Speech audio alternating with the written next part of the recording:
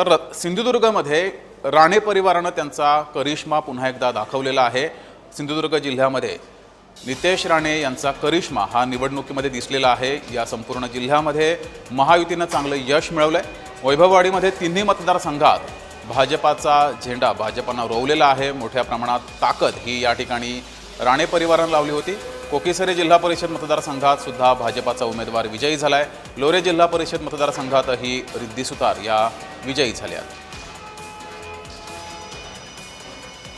पदाधिकारी कार्यकर्ते सगळ्यांचे मनापासून आभार मानतो। हा खरा तर त्यांचा विजय आहे। अनेक वर्षांपासून जे मतदारसंघ आमच्याकडे नव्हते ते वळवण्यामध्ये पण आम्हाला यश आलेलं आहे।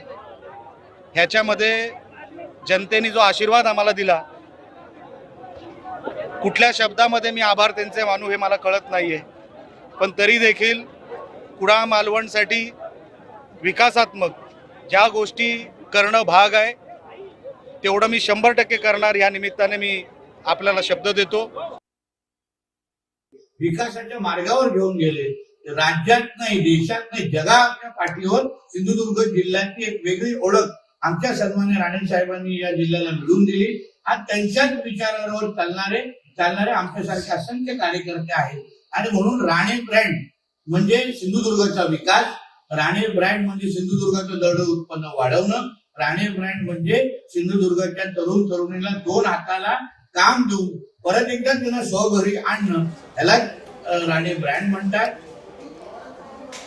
अधिक माहिती घेऊया। आपले प्रतिनिधी सुरेश कौलगेकर आपल्या सोबत जोडलेले। सुरेश, आधी पालिका निवडणूक आणि त्यानंतर जिल्हा परिषद पंचायत समिती निवडणुकीमध्ये सुद्धा राणे कुटुंबियांचा करिश्मा हा संपूर्ण जिल्हाभर दिसलेला आहे। काय नेमकी वैशिष्ट्ये होती, कशा प्रकारे प्रचार हा राणे कुटुंबियांकडून केला गेला होता?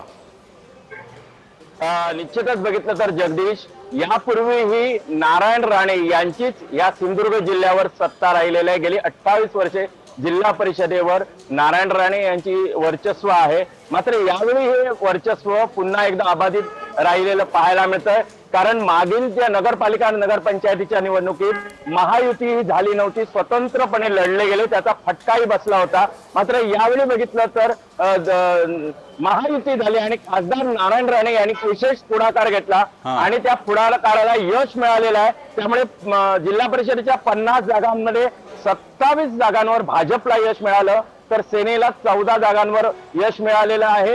एकूण पाहिलं तर सिंधुदुर्ग जिल्ह्यात हे सर्वाधिक यश हे मिळालेलं दिसतं। जवळजवळ 43 जागा आहेत त्या महायुतीने राखताना दिसलेला आहे। त्याचबरोबर पंचायत समितीचा विचार केला तर 100 जागांसाठी निवडणूक झाली होती, मात्र त्यामध्ये 60 जागांवर भाजप तर 27 जागांवर शिवसेनेने बाजी मारलेली आहे। एकूण पाहिलं तर मात्र यावेळी ठाकरे शिवसेना ही कुठेही तशी मोठ्या प्रमाणात दिसलेली नाही, तरी पण त्यांनी जिल्हा परिषदेची 1 जागा व पंचायत समितीच्या ज्या काही 7 जागा आहेत त्या मिळवण्यात यश मिळालंय। मात्र काँग्रेस किंवा दोन्ही राष्ट्रवादी हे कुठेही ते यशस्वी होताना दिसले नाही। या निवडणुकीत पाहिलं तर विकासाचा महत्वाचा मुद्दा हा पालकमंत्री नितेश राणे यांनी घेतला होता। त्याचबरोबर दोन्ही जे बंधू आहेत आमदार निलेश राणे आणि पालकमंत्री नितेश राणे यांनी पूर्ण जे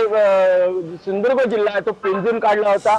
आमदार दीपक केसरकर यांनीही आपला जो सावंतवाडीचा गड आहे तो सुद्धा राखलेला पाहायला मिळतो। मात्र त्यांना काही ठिकाणी अपक्षांचा जो बोलबाला आहे तो सावंतवाडी सह इतरही जिल्ह्यातील काही पाहायला मिळतो।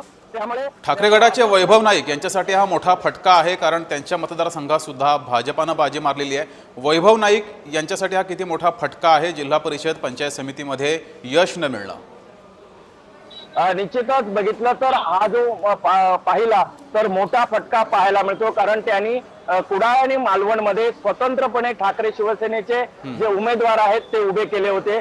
मात्र त्यांना जिल्हा परिषदेत त्यांनी केवळ 1 उमेदवार विजयी झाला आहे। त्यामुळे खऱ्या अर्थाने ठाकरे शिवसेनेला हा मोठा फटका हा मानला जातो। मात्र यामध्ये बघितलं तर नारायण राणेंचा करिश्मा मात्र सिंधुदुर्ग जिल्ह्यावर कायम राहिलेला पाहायला मिळतोय।